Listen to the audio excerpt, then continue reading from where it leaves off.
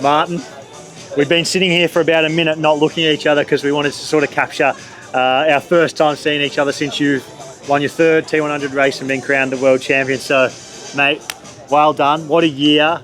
What a massive year for you in your career. Yeah, it's honestly been a dream, you know, like from having the down of a really disappointing Olympics for me to basically getting to this up and yeah, having my first world title now. So it's really amazing. I can't believe it. Okay, we're going to talk about today, but let's go back to the start of the year. So we did a podcast together and I said to you, Marten, I don't think you should do the Olympics. I think you should do the T100 World Tour. I think you can win pretty much every race you start, at least 6 of them.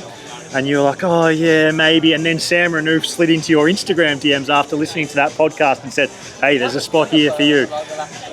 It almost came true. You still did the Olympics, didn't have the day, but you pretty much did win every race you started here on the T100 World Tour. Yeah, I mean, yeah, like I don't know what to say about that, you know, like it's been really exciting and I'm actually really happy that we did that. My heart's been with the long distance racing for a while now, but it's just been very hard to make that step away from short distance because of my 4th place and just not Olympic medal in 2021. That was really hard to step away from it. So I kept pushing on, but I think my heart was with the long distance racing for a while now already, and I'm really happy that Sam Renouf and you, or like just the people that believed in me to get me that hotshot contract, helped me get that, and yeah, now we're here, you know, like it seems a little bit surreal, but it happened. Yeah, mate, it's all you. It's the decades now, literally, of hard work that you've put in, the training you've done, everything that you've sacrificed and given up for this sport, and you haven't always gotten things back in return.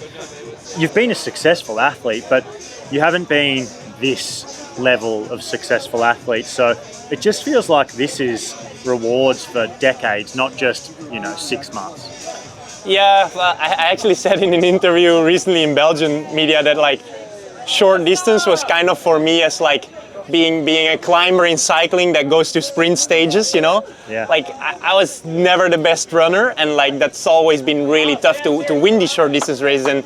And you see in the T100 with the 20-meter rule, with the small fields, that, I mean, the best over the 3 disciplines wins the races. There is no sitting in, there is no freewheeling, there is no hiding, and this just really suits me. And I think that's why now finally I'm getting reward for all the hard work I've been putting in and all the hard times I've been going through, because especially like 2022 and 23 have been really hard seasons for me with a lot of setbacks, injuries, pretty much like no decent racing.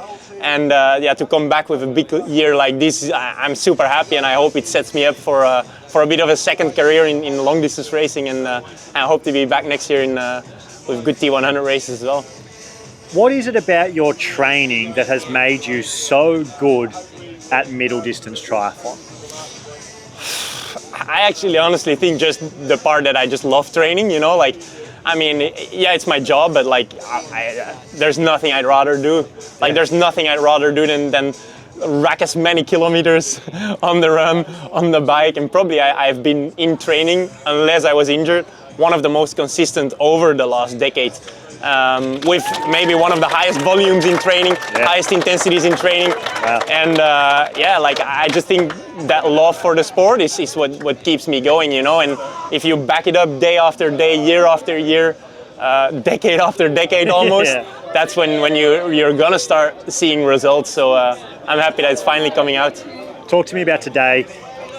It was kind of built up that it was probably going to be you and Kyle Smith, and then we saw the same 3 men at the front of the race, yourself, Kyle Smith and Rico Bogan. It's like, holy, we're actually going to see San Francisco all over again. But then Kyle was the first one to drop off, and we kind of got a glimpse of it on the bike where he dropped off a little bit as well. And Rico Bogan, who's never done well in the heat. Me and you, how many conversations have we had about Rico Bogan in the heat?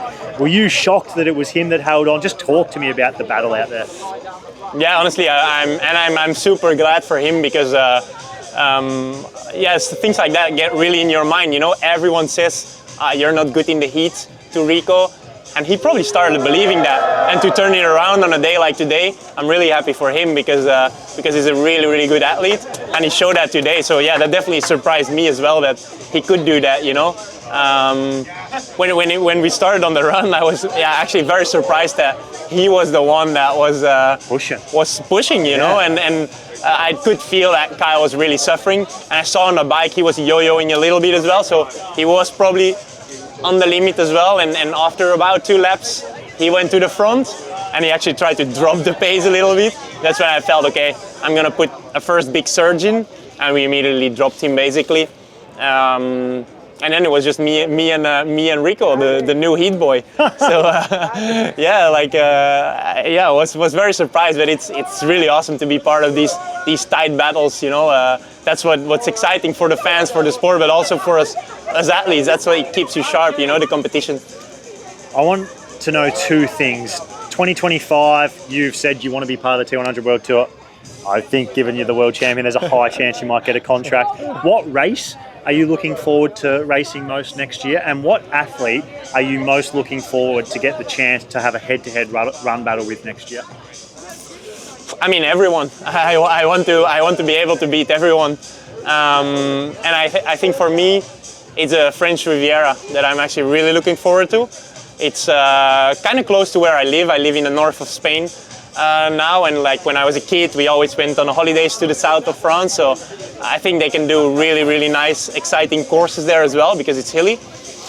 So that one's really, really high on my agenda. But I have to say that pretty much all the stops we did this year have been very, very exciting courses. You know, like here today as well in Dubai.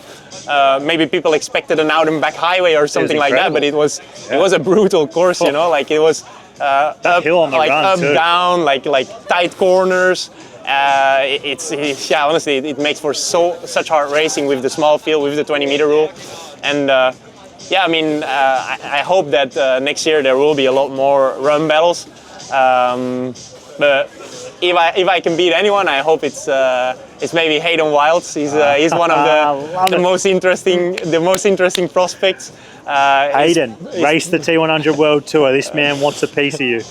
And then maybe also actually I would really want to raise Lionel Sanders to be part of the vlog. Oh, Lionel I think Lionel doing the T100 World Tour next year just makes sense. Like, he would be the most popular man on tour. Everyone would want to watch it. He gets a chance to race the best guys 9-10 times. Like, he could make so much great content with it. Yeah. I think the distance suits him more than Ironman.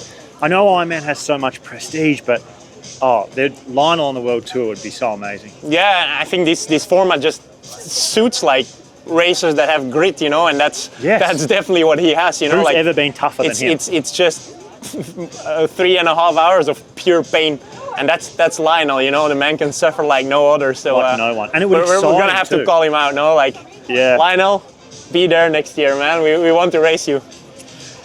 Last one. 210,000 injection into the bank account tomorrow morning at 9 a.m. What's the first thing you buy? I have to think about it. I don't know. Like I don't have any real financial goals. I would say like there's not really anything that I would really want to buy. I think it's just gonna be a case of trying to reinvest most of it to stay on top for the next years. Because I think that's I still have a lot of opportunities to improve myself. Aerodynamically, all these things, and it all costs money, you know, like it all costs resource. So I think that trying to reinvest in doing even better and staying on top for the next years. Marten, great to meet you this year. Cheers, what a season, my brother. World champion. It's all about you today. We did it.